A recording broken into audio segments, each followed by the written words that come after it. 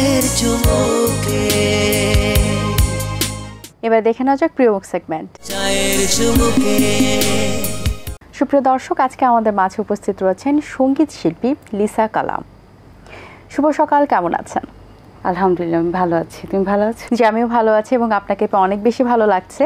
আমরা জানি যে আপনি গানের থেকে কয়েক বছর একটু গ্যাপে ছিলেন। এই বিরতিতে নেওয়ার পেছনে কারণটা কি? আপনাকে কিন্তু আমরা একটা সময় টিভি স্ক্রিনে প্রতিনিয়ত দেখতাম এবং আপনার গান প্রচুর বাজত, এখনও মানুষ কিন্তু আপনার গানগুলো শোনেন, কিন্তু আপনার এই গ্যাপটা দেওয়ার পেছনে মূল কারণটা কি ছিল? আসলে মূল কারণটা ভাবনা, এটা যদি এখন বলি যে মানে আমার বিয়ের পরেই আসলে গ্যাপটা পড়ে যায়। দেন মা হওয়ার পরে তো আরেকটা মেয়েদের একটা নতুন জন্ম হয়, তখন একটা অটোমেটিক একটা গ্যাপ চলেই আসে। ওই যে বিয়ের পরের একটা গ্যাপ, তারপর সন্তান হওয়ার পরে একটা গ্যাপ, এই গ্যাপগুলো মিলিয়ে না পরে দেখলাম যে না, অনেকটা সময় আসলে আমি স্ক্রিনে নাই। এখন বাচ্চারা একটু বড় হয়ে গেছে, ওরা নিজেদের পড়াশোনা নিজেরা করতে পারছে, এখন একটু মানে মনে হচ্ছে যে না, আমার কাজগুলো একটু করা দরকার, আমার প্রতি নিজের প্রতি একটা অবহেলা আমার হয়ে গেছে। আচ্ছা, এখন যেহেতু নতুন করে আমাদের মাঝে ফেরত এসেছেন এবং আশা করছি নতুন নতুন কাজ আমরা উপহার পাবো, সেই সাথে রিসেন্টলি কি কি কাজ করা হয়েছে? আচ্ছা, এখন তো আসলে অ্যালবামের যুগ, আমরা তো ক্যাসেট আমলের শিল্পী, সেই এখন তো আসলে ওইভাবে ক্যাসেট সেই 12টা গান গিয়ে অভ্যস্ত আমরা।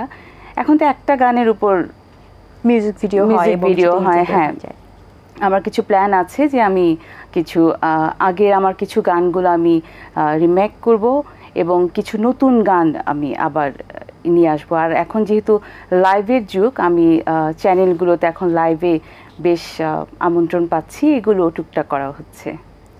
আচ্ছা, ঠিক আছে, তাহলে সকালের সুন্দর সময়ে যদি বলি আপনার কণ্ঠে একটি গান শুনতে চাই, কোন গানটি আমাদেরকে শোনাবেন? আমি বরং আমার কানাই অ্যালবাম থেকে গানটি শোনাই। এই গানটি আমার 2000 সালে এটা সঙ্গীতার ব্যানারে বের হয়েছিল এবং তখন একটা ওয়ার্ড ইউজ করা হতো যে সুপার হিট অ্যালবাম। তো আমার ওই কানাই অ্যালবামে যে কানাই গানটি, এইটি আমি শোনাতে পারি। জি। পর্বতে পর্বতে ঘুরে তোমার কারোহনের কানাই, তোমার কারোহনে পর্বতে শিয়ার কানাই দেখা দিলাই আমার হে, বুঝলি না রে কানাই আমারি অন্তরে, বুঝলি না রে কানাই আমারি অন্তরে। বাহ, চমৎকার, অসংখ্য ধন্যবাদ আপনাকে। ছোটবেলা থেকে আপনি গান করেছেন এবং হিট অ্যালবামের আপনার অনেকগুলো রয়েছে, তার মধ্যে সবচেয়ে বেশি বিখ্যাত হয়েছে কোন গানগুলো এবং দর্শকরা কোন গানগুলো বেশি গ্রহণ করেছিলেন?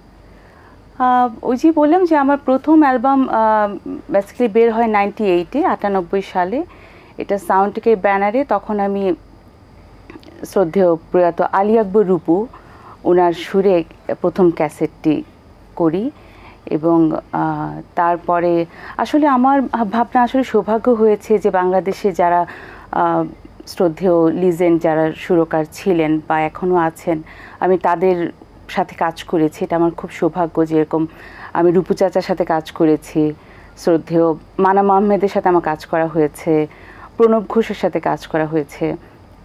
মানে এগুলো জাস্ট ব্লেসিং আমার জন্য, যে এখন আমি খুব মানে তাদেরকে খুব মিস করি, যে প্রণব ঘোষ, আলী আকবর, রূপু, তাদের আসলে বেঁচে থাকার দরকার ছিল।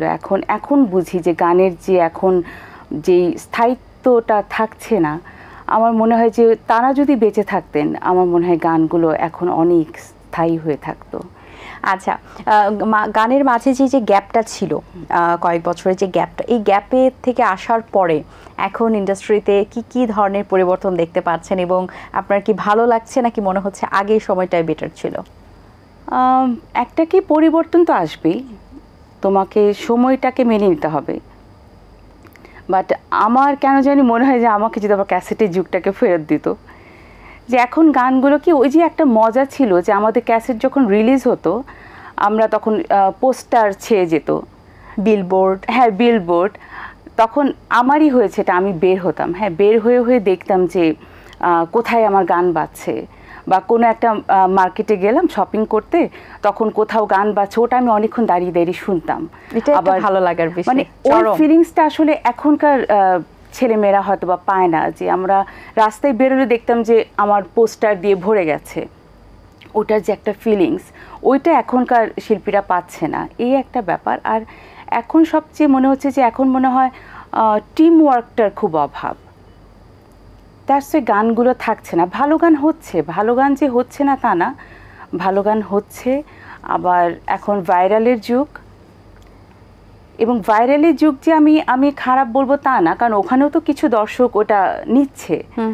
হ্যাঁ, ভালো গান হচ্ছে, কিন্তু আমার কেন যেন মনে হচ্ছে যে একটু গানের প্রতি মনে হয় সবার ভালোবাসাটা একটু কম, এবং গানগুলো কিন্তু স্থায়ী হচ্ছে না। এটার কারণ আমার মনে হয় যেটা যে টিম ওয়ার্ক। যেমন আমি দেখেছি যখন আমি ভয়েস দিতে গেলাম, আমি ভয়েস দিয়ে চলে আসলাম, যে বাঁশি বাজাচ্ছেন উনি বাঁশির সময় আসলেন, বাঁশি বাজিয়ে চলে যাচ্ছেন। ওই যে আমরা আগে যে স্টুডিওতে একটা আড্ডা ছিল, স্টুডিওতে সবাই মিলে যে একটা কাজ করতাম, এই কাজের একটা অভাব। আমার মনে হয় যে আর গানের প্রতি ডেডিকেশনটা আমাদের একটু মনে হয় কমে গেছে। আচ্ছা, গান নিয়ে যেহেতু এত কথা হচ্ছে, আরেকটি গান শুনতে চাই, তারপর আবার বাকি আলোচনা। এবার একটি গান শুনে, এটা একটা সময় এটিএন বাংলা যখন প্রথম দিকে, তখন আমার অনেক কাজ করা হয়েছে, এবং এটিএন বাংলার একটা সময় আমার গান দিয়ে তারা অনেক ফিলার করেছে। এটা আমার অনেক একটা মধুময় স্মৃতি। আমার 2003-এ একটা অ্যালবাম বের হয়েছিল প্রণব ঘোষের, ওই অ্যালবামের কবুল, ওইটা একটি গান আমি গাইতে চাই। প্রেমেতে মজনু মজিল হলো না তাদের মিলন, সেই প্রেম কাহিনী কেউ আজ ভোলেনি, প্রেমের হয় না মরণ। লাইলির প্রেমেতে মজনু মজিল হলো না তাদের মিলন, সেই প্রেম কাহিনী কেউ আজ ভোলেনি, প্রেমের হয় না মরণ। জীবনে মরণে বিরহে মিলনে মন বাঁধো প্রেমে তরে। চমৎকার একটি গান, অসংখ্য ধন্যবাদ আপনাকে। এই গানটা অনেকবার আমি এটিএন বাংলায় শুনেছি, এবং এটিএন বাংলায় এই গানটা তখন দেখানো হতো যে তখনকার ছেলে মেয়েদের মুখেও আমি অনেক শুনতাম যে আচ্ছা কলেজে গিয়েছি, তখন আমারই ফ্রেন্ড সার্কেল এটা গাচ্ছে। মানে এটা তখন অনেক জনপ্রিয় একটি গান ছিল সেই সময়। কি মনে হয় যে মাঝের যে গ্যাপটা আপনি নিয়েছিলেন পারিবারিক কারণে, এবং নতুন সংসার, নতুন মানুষ ঘরে এসেছে, সব মিলিয়ে কিন্তু একটা ব্যস্ততা থাকেই অবশ্যই, সেখানে ডিনাই করার কোনো অপশান থাকে না। কিন্তু কি মনে হয় যে সময়টা কি আসলে যখন গ্যাপ নিয়েছেন, এই গ্যাপটি কি আপনার জন্য কি কোনো ব্যাড সাইড হয়ে দাঁড়িয়েছে, নাকি আসলে আপনার দরকার ছিল বলে আপনি নিয়েছেন? একটা কথা কি, যে দরকার তো একটা ধরো ছিলই, এটা আসলে পরিবার তো সবার আগে। আফসোস লাগে কিনা যে আমি ওই সময়টাতে কেন, কারণ ওই সময়টা আপনার পিক আপ একটি সময় ছিল, এবং তারপরে আপনার বিয়ে হয়ে যায়, তারপর আপনি মিডিয়া থেকে একটু দূরে চলে গিয়েছিলেন গানের জগৎ থেকে, তারপর আবার এখন ফেরত এসেছেন। সেই সময়টা আসলে আফসোসটা আসলে আমার আছে, এখন আছে বলবো না, এটা বলে একদম মানে ডাহা মিথ্যা কথা বলা হবে যে কোনো আফসোস নাই। আমার আফসোস আছে। যেমন আমার সাথে যারা আমরা এসেছিলাম তখন অনেকেই আছে, বাট আমি একটু ভালো করেছিলেন এবং দর্শক আপনাকে গ্রহণ করেছে। হ্যাঁ, গ্রহণ করেছিল। সেই সময় একটা গ্যাপটা আমার একটা আফসোস আছে। আর তখন একটা হয়েছে কি যে আমি তখন মাত্র অ্যালবামগুলো দিয়ে চলে এসেছি, তখন অ্যালবামে মানে মোটামুটি একটার পর একটা হিট অ্যালবাম এসছে, তখন কিছু প্লেব্যাক শুরু করেছি আমি বাংলাদেশে। এন্ড্রু কিশোর। আপনার প্রথম প্লেব্যাক কোনটি হয়েছিল? আমার যতটুকু মনে পড়ে প্লেব্যাকটা হয়েছিল রাজা কেন সন্ত্রাসী নামে, মান্না ভাইয়ের একটা ফিল্ম। তখন তো উনি একদম তখনকার সময় সুপারহিট হিরো ছিলেন। হ্যাঁ, তখন রাজা কেন সন্ত্রাসী, তারপর শান্ত কেন মাস্তান, এই টাইপের কিছু ফিল্ম ছিল। তারপর খুব ভালো ভালো ফিল্ম আপনি প্লেব্যাক করেছেন। হ্যাঁ, করেছি। তখন এন্ড্রোদার সাথে করা হয়েছে, খালিদ হাসান মিলু, ওনাদের সাথে প্লেব্যাকটা করা হয়েছে। বাট প্লেব্যাকটার সময় একটা সময় হলো কি, যখন আমাদের যখন প্লেব্যাকটা করছিলাম, তখন হঠাৎ করেই বাংলাদেশের ফিল্ম ইন্ডাস্ট্রিতে একটা নকল গানের প্রচলন চলে আসছে। মানে একই সুর ইউজ করে গানের কথা চেঞ্জ করে হিন্দি গানের। হ্যাঁ হ্যাঁ, ওই সময়টা চলে আসার পরে আমার তখন খালি ওই অফারগুলি চলে আসছিল, যে আমার তখন মনে হলো যে না, মানে আমি কেন হিন্দি গানের যে ওই সময়টা ওই গানগুলো আমি কেন গাইবো। তখন একটু মনে হচ্ছিল যে একটা অস্থিরতা ফিল্ম ইন্ডাস্ট্রিতেও কাজ করছিল। আমার ওখান থেকেও একটু গ্যাপ চলে আসছে যে না, আমি নকল গানগুলো গাইবো না, প্রয়োজনে প্লেব্যাকই করবো না, বাট নকল গানগুলো গাইবো না। ওই একটা ছিল। বাট আসলে কোনো কিছু থেমে থাকে না। একটা কথাও যেরকম সত্যি যে কারো জায়গা কেউ নিতে পারে না, আরেকটা কথাও সত্যি যে তোমার জন্য কোনো কিছু থেমে থাকবে না। এটা এটা একদম চলে, মানে চলবেই। এখন করছি, এখন যতটুকু আসলে গান তো আমার আসলে প্যাশন, শখ, একটা শখের জায়গা, একটা ভালোবাসার জায়গা।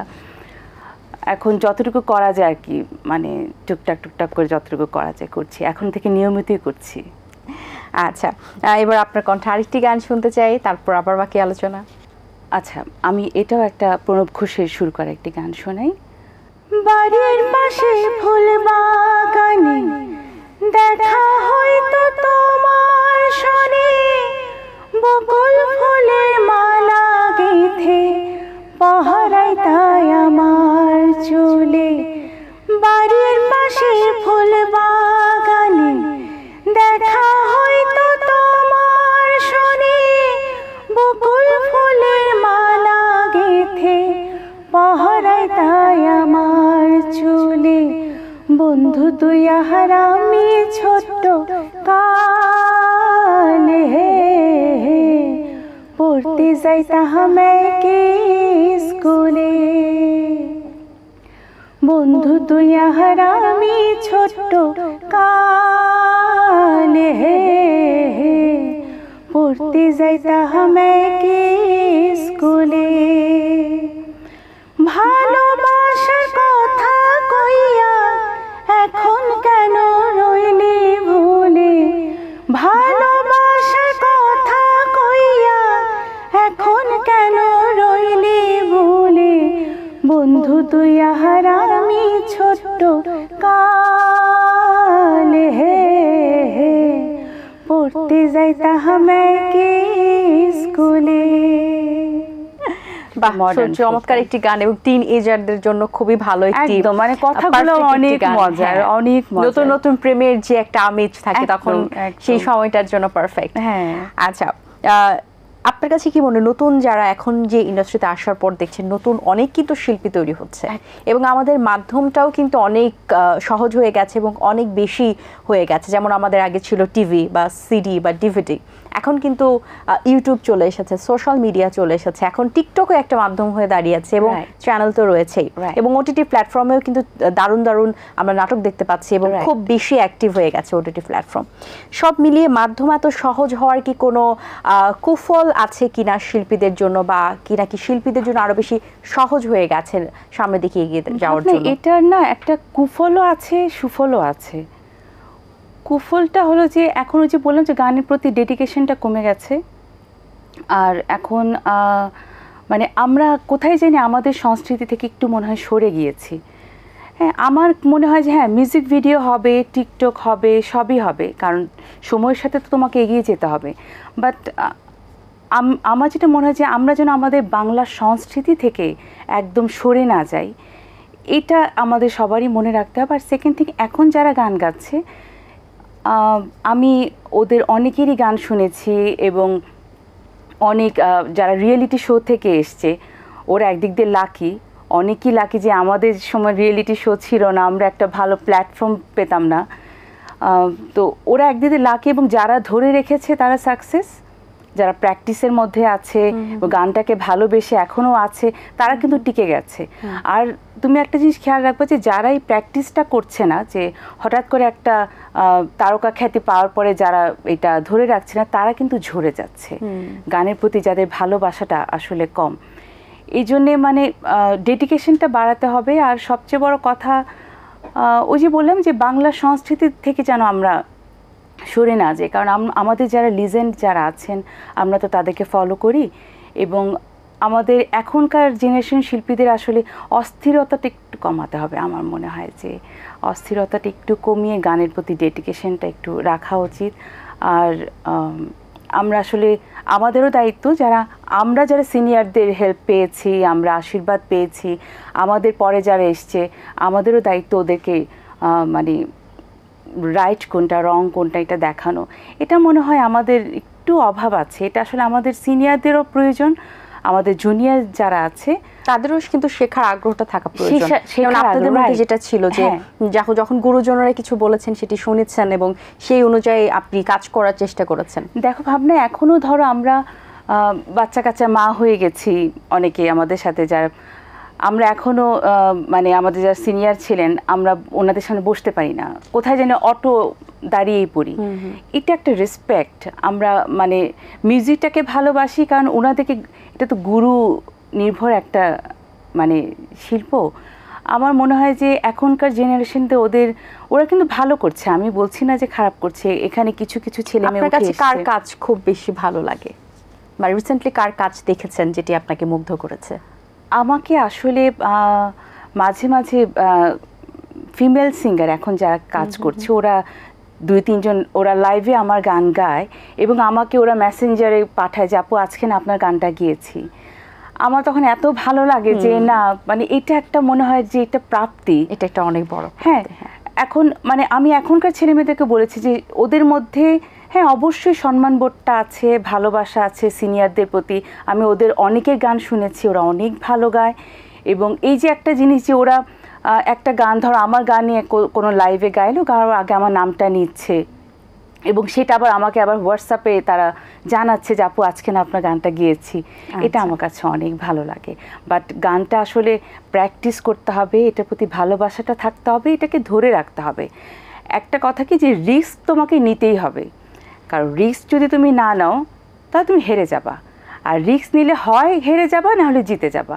বাট আমার মনে হয় যে কোনটা হবে এটা না দেখে আমরা জাস্ট ওয়ার্কটা করি, কাজটা করে যাই।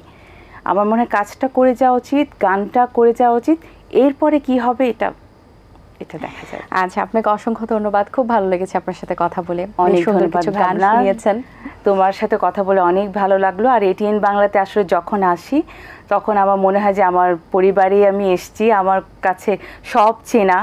আমি একদম মেকআপ রুম থেকে যেখানেই যাই সবাই খুব চেনা এবং আগের সবার সাথেই দেখা হয়, এটা আমার অনেক ভালো লাগে। Thank you very much ATN বাংলাকে আমাকে আমন্ত্রণ জানার জন্য। আপনার জন্য অনেক অনেক শুভকামনা, ভালো থাকবেন সবসময়। Thank you. দর্শক, আশা করছি আজকের এই আয়োজন আপনাদের ভালো লেগেছে। আজ এই পর্যন্তই, আপনাদের সঙ্গে দেখা হবে আগামী পর্বে নতুন কারোর সঙ্গে। সেই পর্যন্ত ভালো থাকুন, সুস্থ থাকুন এবং এটিএন বাংলার সাথেই থাকুন। আল্লাহ হাফেজ।